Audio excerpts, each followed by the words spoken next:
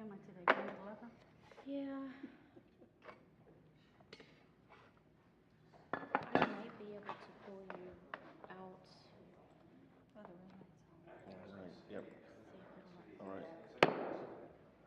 We'll call to order the October meeting of the local planning agency. Have a roll call, please. Mary Albright. Steve Coates. Janet Wilson. James McPherson. Sam Kincaid. Tom Wynn. Melissa Ozimek. Jason. Under God. Indivisible. With liberty and justice.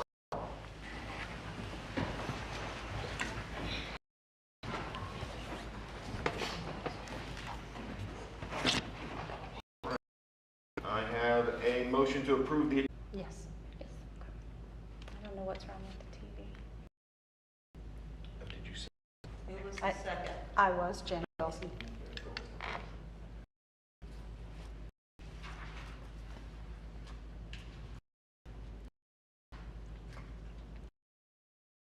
Vote. Second on your. She can't. Okay, She's then not- I can make her second. I'll remember. That without whoever made All right, the I'll- motion. Sorry, who?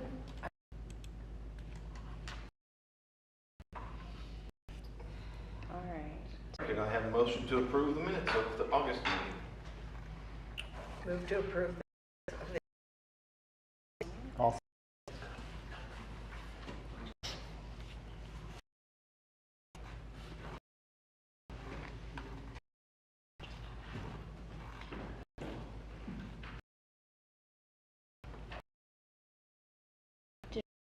Motion yet? Yep. Yep. There you go.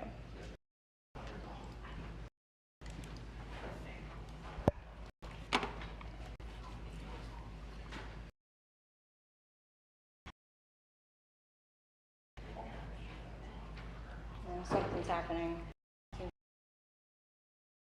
Here we go. And Ms. Wilson.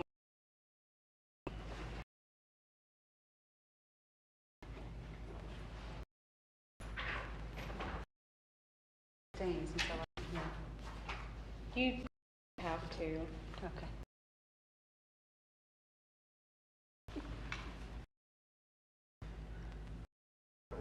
Are there any public things that are already on the agenda? Mr. If you can give me 1 second, something has now happened.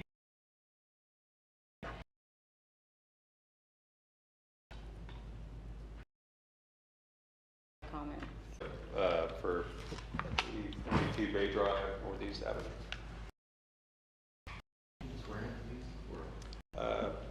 Yeah. And, Mayor, is anyone else going to be testifying on right after that? So not very, okay, variances in. Yeah, actually, yes, Mr. Ghosh, if you say online at all, I'm speaking, okay. Standing, do you swear to tell the truth, all the truth, and the truth, so help you God? Good evening. Tim Gibson, Planning Supervisor, City of Fort Walton Beach. First item tonight is a variance request to reduce the minimum side setback and remove an easement restriction at 42 Bay Drive Northeast. The subject property is 42 Bay Drive. On the staff report on this one, the registered owners are Sharon Trinity, Gretchen Gilligan. So an easement is reserved over the 5 feet of each lot line and of all interior lot lines for utility installation. Main Open 5 was submitted and that was approved on August 24th, 2020. Due to the structure not meeting the minimum setback requirements of 7.5 feet. At that time, and again on January 20th. On April 16th, code inspection, another incident, and they found at that point that the carport had been completed, construction had been completed on it. On April 17th, Fort Walton Beach Magistrate issued an Order 1 and gave a deadline of 17/24 to either have a variance or a variance for both the setback and the restriction from the structure being application that was submitted.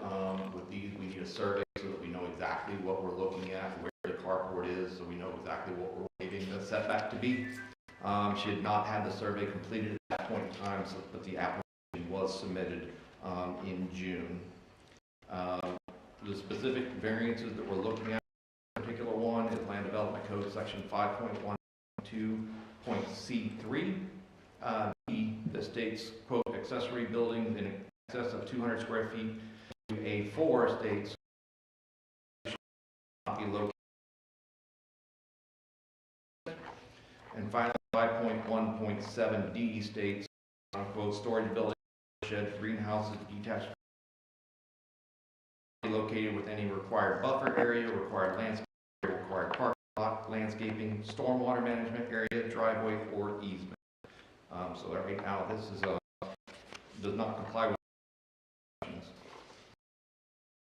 third 20. The owner did provide the survey of the property, but the had not been paid for yet, so it did not proceed on.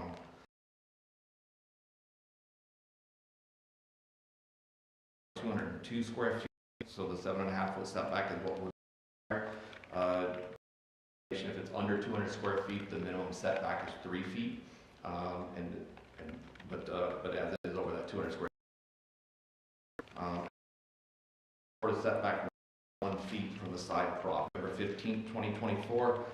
On that date, Ms. Trineri thought she had paid for it already, but it had not been paid for, and she did right after that meeting. And that's what put it into and why it's here tonight. 2.1A of the city's land development code, the purpose of a variance is to provide a means to grant permission for unique characteristics of the imposition of the specific regulations of the zoning district result in a hardship to other land structures or buildings in the same zoning district. Staff does not believe that this is unusual or unique physical shape, configuration, or other of the property. The property is approximately 0.23 acres in size and is roughly rectangular shaped with an approximate lot width of 80 feet. It is the same size and shape as size of many of the properties in the neighborhood. The home is constructed in 56 and meets all setback requirements. But I will note the home does not have a garage where this one was erected. Or like the house actually had a garage at one point, but it had been converted into living space prior to the property.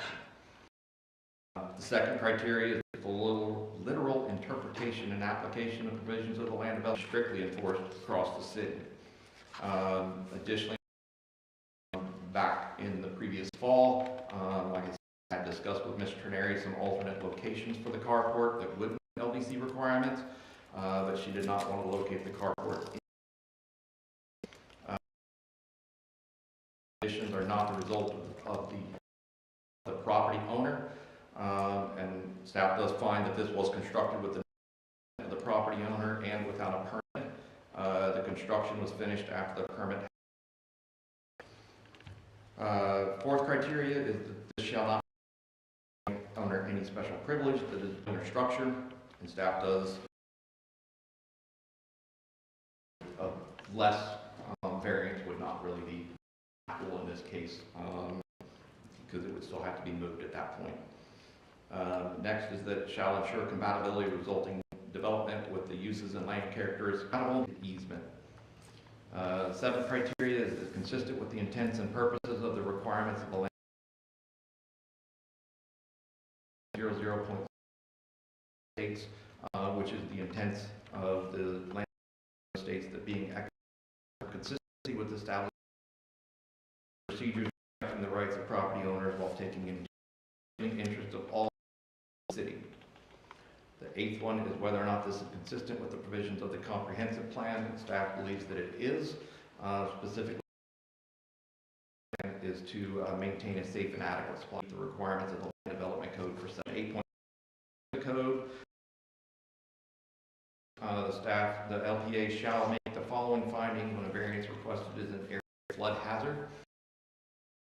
It does have a flood zone of a shaded X, while a shaded X is not regulatory, having a higher flood potential than what's considered a non-shaded area. So just, we did want to touch on those.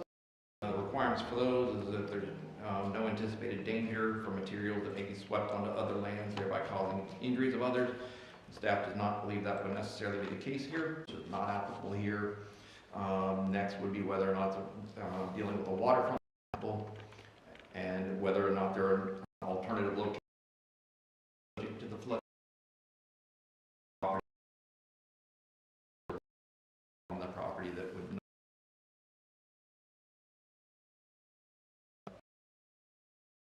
not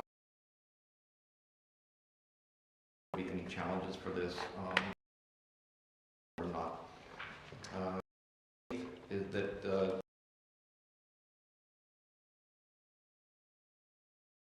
export, and that's not applicable, nor is whether or not it results in increased cost of providing government services during flood conditions. This would not have an adverse community. The variance request does not meet all the criteria outlined in section 8.2.2 of the Land Development Code. I respectfully recommend the local planning agency to reduce setback requirements for an accessory structure in excess of 100 square feet from 7.5 feet to 100. If the local planning agency does approve or deny the application, then findings as to each of the factors listed in section 8.2.2 of the Land Development will need to be made on the record. Pending any questions.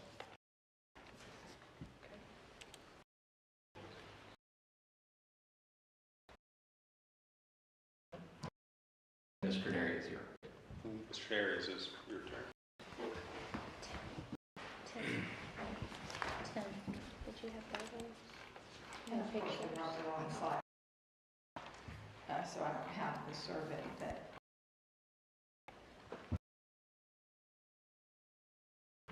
I got a email from my next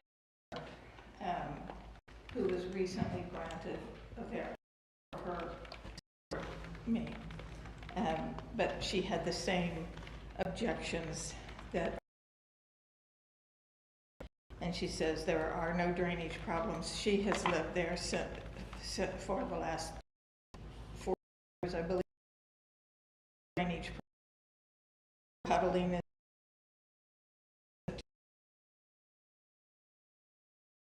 is directly across the street from 40.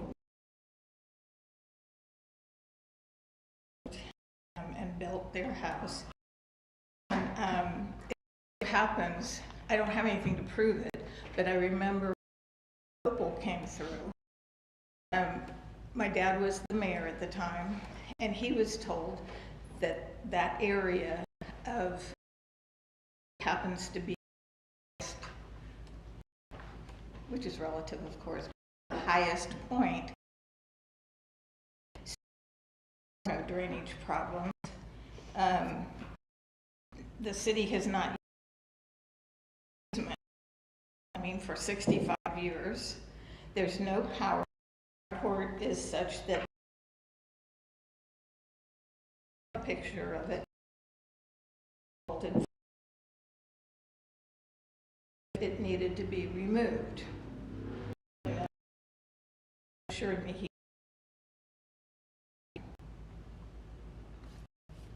And then she says it's that we can plant. But the city or poster carport, this is on her property, is moved. And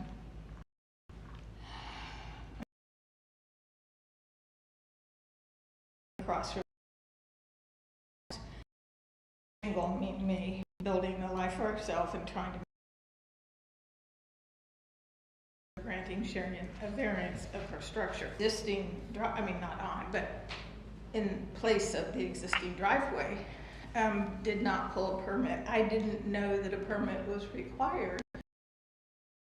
It was an existing driveway. So, taken care of, that was turned over.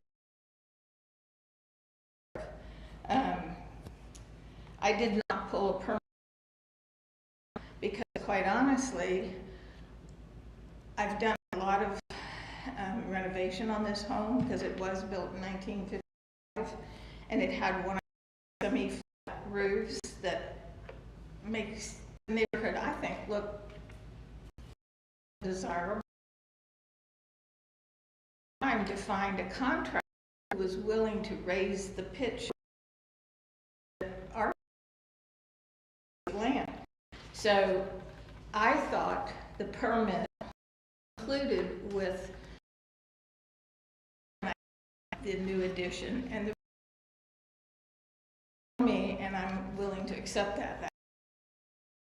I thought a permit was pulled with that whole junction. How close it is to the. Is this the same picture? Neither one of us objects to the other. Mine's just a little